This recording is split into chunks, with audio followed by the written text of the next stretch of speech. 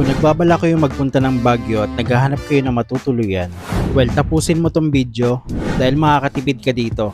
Dito kami tumuloy sa Robol 88 na malapit lang sa Palengke, sa Burnham, sa Session Road, sa SM at sa mga sakayan papunta pa sa ibang pasyalan dito sa Baguio. Pagkababa nyo ng bus ay pwede kayo magpahatid ng taxi dito sa Camp Allen o pwede kayo maglakad na lang at i-Google Map itong Camp Allen na katulad ng ginawa namin. Malapit lang to dito sa may Burnham Park. May katabi din silang radio station na 96.7K live kaya hindi kayo maliligaw dahil ang daming malapit sa kanya. Ito nga pala yung contact number na nag-asikaso sa amin at i-guide niya din kayo kung first time nyo talaga dito sa Baguio. Dalawa nga pala kami magkasama at 1.5 yung binayaran namin sa isang room. Pero kung 5 to 6 person daw kayo na magkasama ay 500 per head. Ganito nga pala kalaki yung room na nakuha namin. May ref, may TV, may mga gamit sa kitchen, may dalawang double bed at isang single bed, may malakas na tubig sa banyo at syempre may heater. Sa ibaba nga pala yung nakuha namin na room. Pero pwede pa din kaming umakyat sa rooftop at mag-chill pagkatapos ng mahabang gala. Dito sa rooftop ay makikita nyo talaga ang city view ng Baguio. Ang ganda talaga mag-chill dito at ang lamig dito pag gabi. May mga lamesa na din dito at may duyan. Kaya nakaka-relax talaga dito sa rooftop. Sa baba nga pala nila ay palengke at malapit sa bilihan ng pasalubong. Pangalawang stay na nga pala namin dito at talaga nasusulit namin ang mga gala dahil ang daming malapit sa kanya.